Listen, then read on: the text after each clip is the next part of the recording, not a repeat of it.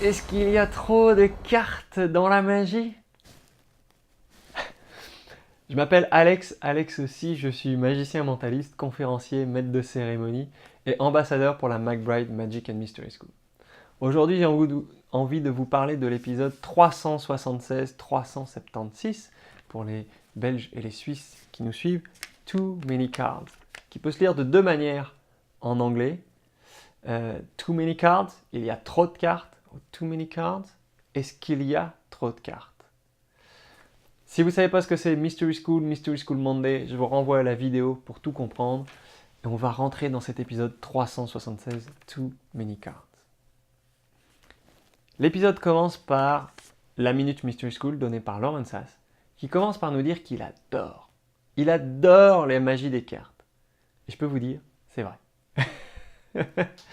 Mais que, au travers de son expérience, au travers des événements dans lesquels il a performé, au travers des publics qu'il a rencontrés pendant plus de 10 ans, il se dit qu'il a trouvé une vérité très douloureuse, c'est que pour un public lambda, les cartes, généralement, ils ont l'impression de voir toujours la même chose, et où ça devient très ennuyeux, très vite, pour eux. Maintenant, en tant que philosophe, ce que Lawrence fait, il nous expose un problème. Il ne nous dit pas, il n'expose pas de jugement en nous disant c'est bien ou c'est mal, il expose le problème pour nous aider à mieux formuler la solution.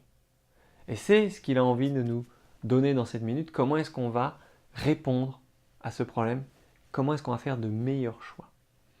Et une des choses qu'il donne aussi dans sa minute, c'est qu'il est convaincu que tout magicien mentaliste doit avoir un tour de cartes, une performance de magie avec des cartes excellente, tout le monde devra avoir ça dans son arsenal. Passons à l'épisode maintenant. Il y a eu énormément de choses intéressantes sur cette magie, des cartes, juste pour vous donner quelques idées avant de passer sur les points que j'estime les plus importants.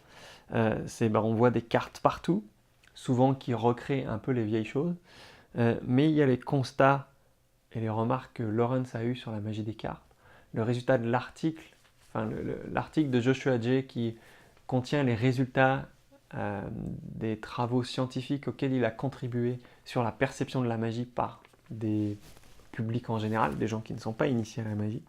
C'est très intéressant et pour les cartes, très douloureux. Quel problème on peut avoir avec les cartes, et certains ont évoqué comment, et comment est-ce que certains magiciens s'en sont sortis. Lawrence a fait aussi l'état de qu'est-ce que faisaient des gens, des vrais, comment on dit, des workers, des gens qui travaillent en conditions close-up, en restaurant, en cocktail, comment est-ce qu'ils gèrent avec les cartes, même des gens qu'on estime être géants et génialissimes avec des cartes, qu'est-ce qu'ils font en plus? Et donc quelques questions qu'on peut se poser nous, en tant que magiciens, pour affiner notre réponse et nos réactions, et notre manipulation des cartes quelque part. C'était très très très intéressant. Je pense que un des points saillants, c'est cet article de Joshua Jay qu'il a publié dans le Magic Magazine, que Jeff et Lawrence ont l'autorisation de diffuser, que j'ai reçu moi via Jeff en particulier, où Joshua Jay a eu l'occasion de participer avec des scientifiques sur la perception de la magie dans le public en général. Et c'est très très intéressant tout ce qui ressort de cette étude. Et pour les cartes, c'est très très très douloureux parce que les cartes, ça ennuie les gens. Alors ça ennuie les gens, il y a plusieurs raisons à ça et on n'est pas étranger en tant que magicien, en tant que communauté à ça. Parce qu'il y a beaucoup de tours de cartes qui ne sont présentés que comme des tours de cartes. Et déjà le terme tour de cartes, et même en anglais card trick, c'est très connoté négativement, très connoté le truc que fait notre oncle, ou alors le truc que fait un magicien, mais en fait, ça apporte rien, quoi. Parce que faire choisir une carte, la perdre, la retrouver, c'est pas très intéressant en soi. Et on le fait tous, ou on l'a tous fait. En tout cas, moi, j'essaye de ne plus trop le faire. Et j'espère que pour vous, c'est un peu la même chose. Si vous ne connaissez pas cet article, c'est vraiment très intéressant d'essayer d'aller rechercher le magazine Magic Magazine dans lequel c'est paru, ou envoyez-moi un message, je verrai si je peux vous l'envoyer également. Mais dans les résultats trouvés par Joshua Jay, c'est vraiment que les cartes sont ce qui est le moins mémorable pour le public, sauf quand les cartes sont associées avec un objet qui n'est pas des cartes. Donc si on pense par exemple Juan Tamaris avec la petite voiture, un objet qui n'est pas des cartes fait que la performance de magie va devenir mémorable. Ce ne sont pas les cartes en elles-mêmes qui rendent mémorables. Ensuite, on a parlé des problèmes de visibilité aussi avec les cartes et de la taille, et que ça limite au final la taille de l'audience dans laquelle on veut jouer. Ce sont des considérations importantes quand on veut être magicien dans le monde professionnel, qu'on veut évoluer par rapport aux objectifs qu'on se met et nos envies. Ça peut être vraiment une grosse contrainte. Comment est-ce que des gens, des magiciens professionnels, ont contourné ces limitations? Eugene Burger, par exemple, ajoutait des histoires autour des cartes. Et c'est ça qui était très très intéressant. Comme je disais tout à l'heure, Lawrence a fait une étude des close-up pro, donc des professionnels close-ups, des gens dans la magie du close-up Chicago, quand ça a commencé la magie dans les bars et dans les restaurants. On considère que c'est à Chicago. Les grands, et quand on lit leurs livres, c'est des cartes partout et des tours de cartes énormes. Qu'est-ce qu'ils faisaient en vrai? Ils faisaient rarement que des cartes. Ça, c'est fort. Et on parle de, pour ceux qui connaissent, Matt Julian, Bert Allerton, Don Allan. Donc des gens qui ont appris, genre à Eugene Burger, ou qui ont enseigné à des générations de magiciens et des cartomanes. Les gars, ils ne faisaient pas que des cartes. Alors, cocorico pour nous Français, Lawrence, quand il nous dit de trouver des idées de tours avec des objets qui ne sont pas des cartes, il pointe vers Gaëtan Bloom. En même temps, qui ne pointerait pas vers Gaëtan Bloom pour ça? Bref, je vous laisse voir l'épisode pour voir un peu plus les références qu'il donne. Donc, grosso modo, vous pouvez prendre n'importe quoi de Gaëtan, les livres étant le mieux, mais il y a énormément de vidéos de lui.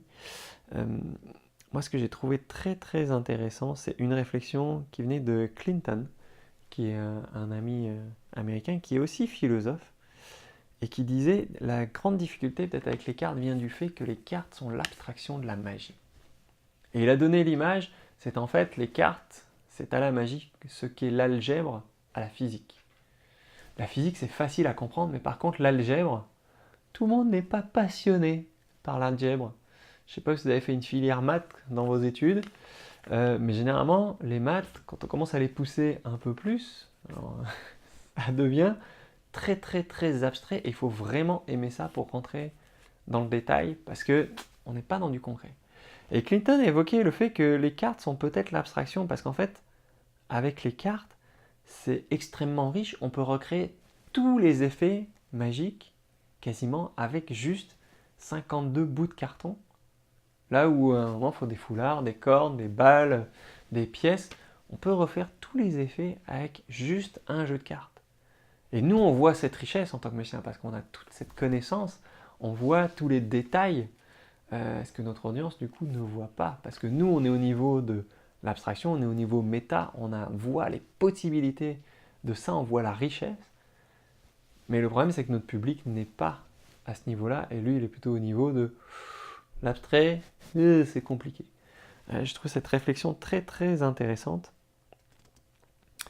Et en vrai, dans le vrai monde, je ne sais pas si vous êtes également un magicien qui performe, donc quelqu'un qui est dans le vrai monde avec des vrais gens.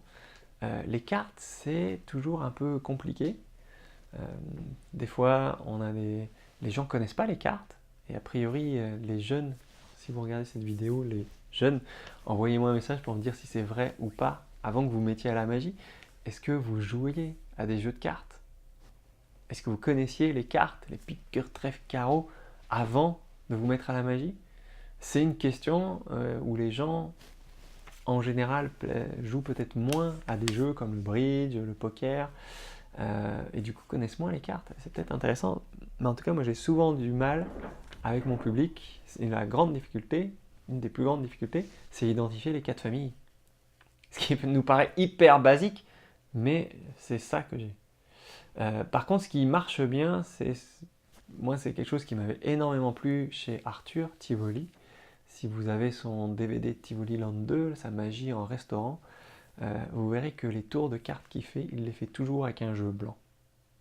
Et c'est génial parce que ça permet de prendre vraiment le contre-pied du public. Personnellement, moi j'adore ça, de dire vous jouez aux cartes, oui ou non. Technique Eugene Burrier, parfait. J'ai un jeu de cartes assez spécial. C'est un jeu de cartes avec que des cartes blanches. Et alors là, l'attention revient et des gens qui allaient se déconnecter parce que c'était un tour de cartes se disent quoi? C'est assez étrange ça. Et Suzanne, la magicienne, qui fait aussi beaucoup de restaurants, si vous voyez sa conférence Penguin Live, a pas mal un tour d'ouverture avec un jeu complètement blanc. C'est pas un nudiste, c'est pas ça l'effet. C'est vraiment une carte ambitieuse plutôt, avec carte à la poche. Enfin, il y a tout un système, je vous invite à voir cette conférence, mais c'est extrêmement intéressant et mémorable, et ça lui permet à Suzanne de tester aussi dans quel état les gens sont et si elle va rester longtemps à la table ou pas. Bref, donc dans l'épisode est-ce qu'il y a trop de cartes ou il y a trop de cartes, il n'y a pas de réponse qui est donnée. C'est vraiment susciter la réflexion de est-ce qu'on fait beaucoup de cartes? Est-ce qu'on est en train d'ennuyer notre public dans ce qu'on propose? Est-ce qu'en fait on est en train de faire toujours la même chose? Même si pour nous c'est pas la même chose, parce qu'on a fait telle technique et pas telle autre, on a fait un SDC, on a fait une LD, on a fait des comptages. Pour notre public, cette subtilité-là ne se voit pas, et pour eux, ils voient la même chose. Donc est-ce qu'on est dans ce mode-là? Est-ce qu'on fait vraiment trop? Et si on fait trop, quelle décision on va prendre? Est-ce qu'on va en faire moins? Et si on en fait moins, par quoi est-ce qu'on va les remplacer? Ou est-ce qu'on décide de faire autrement, rajouter des histoires, rajouter de l'importance à ce qu'on fait? Ça, ce sont des questions qui seront très intéressantes pour moi de discuter avec vous. Donc laissez un commentaire, envoyez-moi un email, un message, qu'on puisse lancer la discussion ensemble sur trop de cartes? Oui, pas? Qu'est-ce qu'on trouve comme solution dans nos contextes respectifs? Et ça peut être vachement intéressant. Je vous dis à bientôt pour un prochain épisode.